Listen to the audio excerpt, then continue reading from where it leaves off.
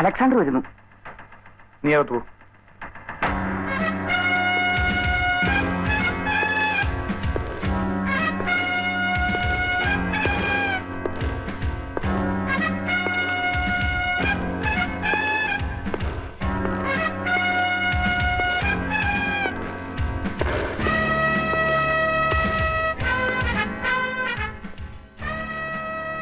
Hello mister Alexander, വരണം, ഇരിക്കണം.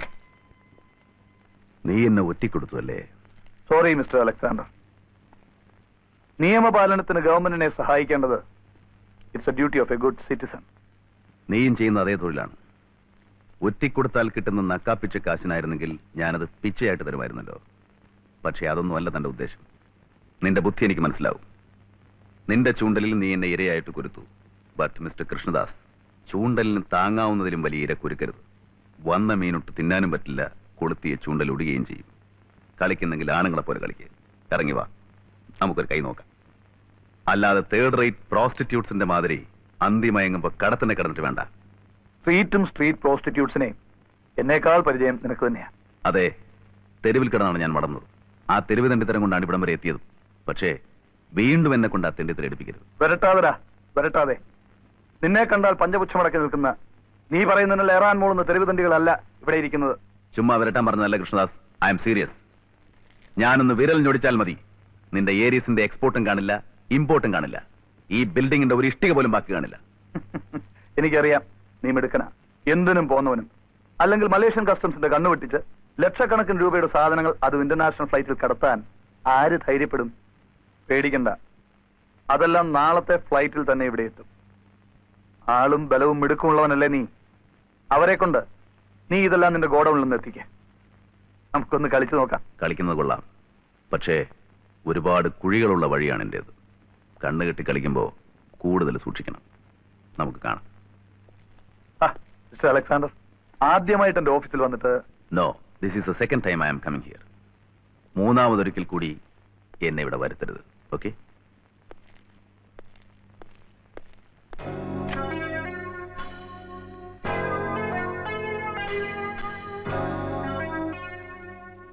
This is our airport.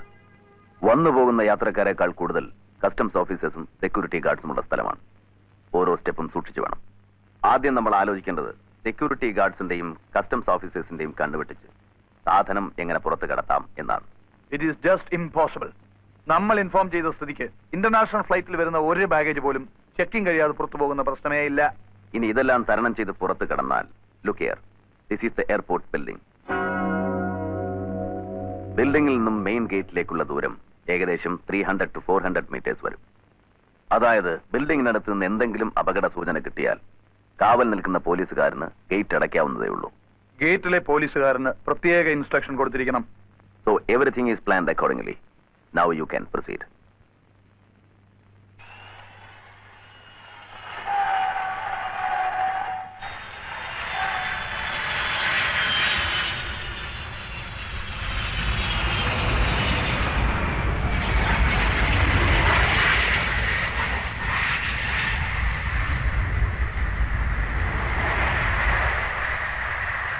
Passengers are requested to keep their boarding pass handy and proceed to the aircraft. Passengers are requested to board the aircraft immediately.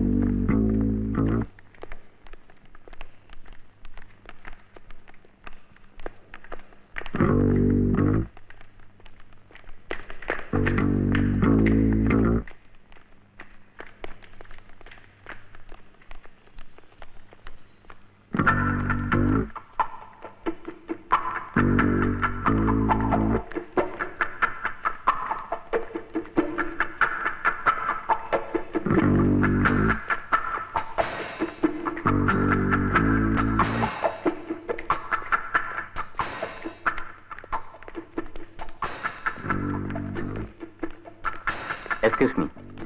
Please come with me. Sure.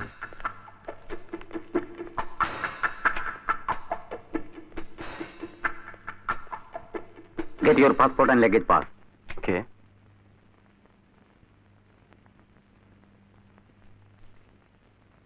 Deepak Shah. Are you Malayali? No, not exactly. I'm a Gujarati, born and brought up in Cochin.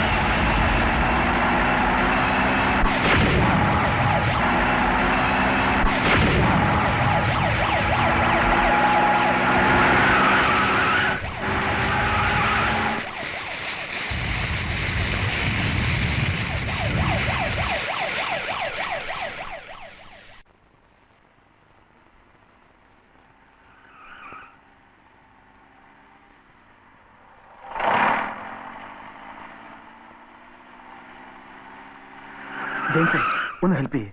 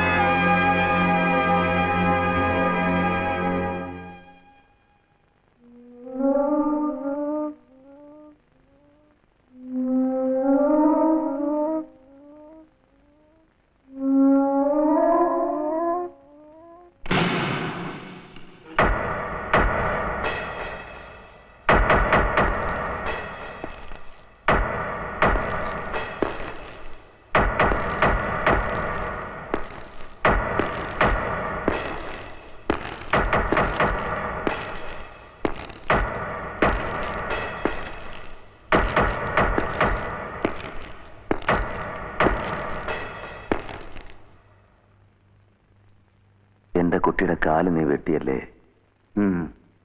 ഒരു കാലല്ല വെട്ടിയുള്ളൂ, മറ്റേ കാലല്ലേ?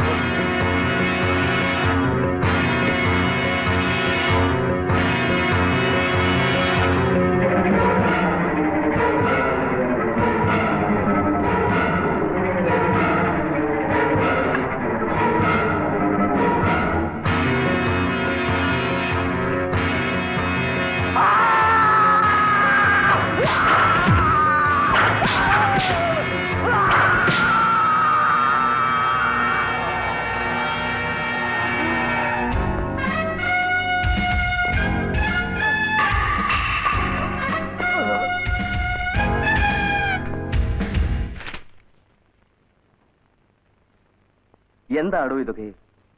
International airport കള്ളക്കടത്തുകാരുടെ വിഹാരരംഗമാവുന്നു. ആഹാ, എന്നല്ലേ headline. സത്യം പറയാമല്ലോ, എനിക്ക് ഇവനോട്, ഈ അലക്സാണ്ടറോട് ബഹുമാനം തോന്നുന്നു.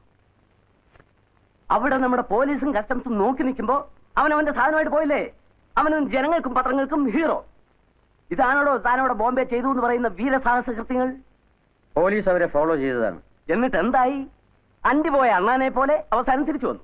അതെ, കാരണം കള്ളക്കടത്തുകാരന് അവന്റെ ജീവനും കയ്യിലിരിക്കുന്ന പെട്ടിയും മാത്രമാണ് പ്രധാനം. പക്ഷേ പിന്നിൽ അവനെ പിടിക്കാൻ പായുന്ന ജാംബവാന്റെ കാലം പഴക്കമുള്ള പോലീസ് ജീപ്പിന്റെ മുമ്പിലെടുത്ത് ചാടി വീണാൽ, അവനെ ഒന്ന് ഇടിച്ചാൽ, ഇതേ പത്രത്തിൽ ഇതുപോലെ അടിച്ചു വരും, നഗരത്തിൽ പോലീസുകാരുടെ അഴിഞ്ഞാട്ടം. അപ്പോഴും നിങ്ങളെന്നെ വിളിച്ചു വരുത്തി സംസാരിക്കുന്നത് ഇതേ വികാരത്തോടെ, ഇതേ ഭാഷയിൽ തന്നെയായിരിക്കും. അത് കാക്കിയിടുന്ന പോലീസുകാരന്റെ തലയിലെഴുത്ത്. പക്ഷേ ഈ ബാലകൃഷ്ണൻ ജീവനോടെ ഉണ്ടെങ്കിൽ ഈ യൂണിഫോം ഊരി വെക്കുന്നതിന് മുമ്പ് അലക്സാണ്ടറുടെയും അവന്റെ കംപ്ലീറ്റ് ഗ്യാങ്ങിന്റെയും അടിവേര് വരെ പിഴുതെറിഞ്ഞിരിക്കും.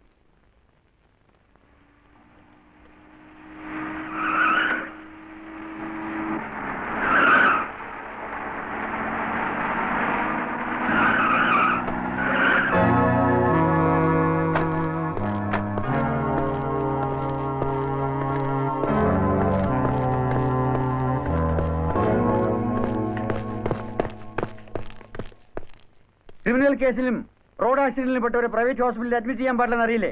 സാറേ, അയാൾ അതിന് തനിക്ക് പറയാൻ ബുദ്ധിമുട്ടുണ്ടെങ്കിൽ ഞങ്ങൾക്ക് തെളിയിക്കാൻ അറിയാം. പറയടാ, ആരാ നിന്റെ കാല് മുറിച്ചത്? ആർക്ക് വേണ്ടിയാ നീ ചെയ്തത്?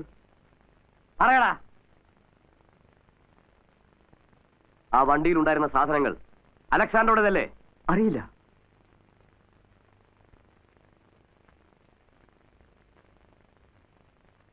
പറയുന്നതാണ് നിനക്ക് നല്ലത്. ആ സാധനങ്ങൾ അലക്സാണ്ടറുടേതല്ലേ? എനിക്കറിയില്ല.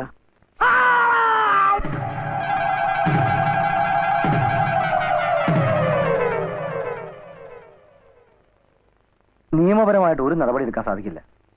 ജെയിംസ് എയർപോർട്ട് സംഭവവുമായി ബന്ധപ്പെട്ട ആളാണെന്ന് അറിഞ്ഞാൽ ആദ്യം കേസ് വരുന്ന ഹോസ്പിറ്റലിന് നേരെയായിരിക്കും. ക്രിമിനൽ കേസിൽ പെട്ട ആളെ അഡ്മിറ്റ് ചെയ്തതിന് ഹോസ്പിറ്റൽ നമ്മുടേതാണെന്ന് കൂടി തെളിഞ്ഞാൽ ജെയിംസിന്റെ മരണം ഉൾപ്പെടെ എല്ലാ സംഭവത്തിന്റെയും ഉത്തരവാദിത്തങ്ങൾ നമ്മൾ ഏറ്റെടുക്കേണ്ടി വരും. ഇപ്പോ എങ്ങനെ റിയാക്ട് ചെയ്താലും അതെല്ലാം നമുക്കെതിരായിട്ടുള്ള തെളിവുകളായിട്ട് മാറും. I think it is better we forget that. No, പണം നഷ്ടപ്പെട്ടോട്ടെ, ഈ കാണുന്നതെല്ലാം പോയിക്കോട്ടെ, സാരമില്ല. പക്ഷേ എന്റെ കൂടെ നിൽക്കുന്നവർക്ക് എന്തെങ്കിലും സംഭവിച്ചാൽ, ടെൽ മീ, ആരാണ് ജെയിംസിനെ കൊന്നത്? IG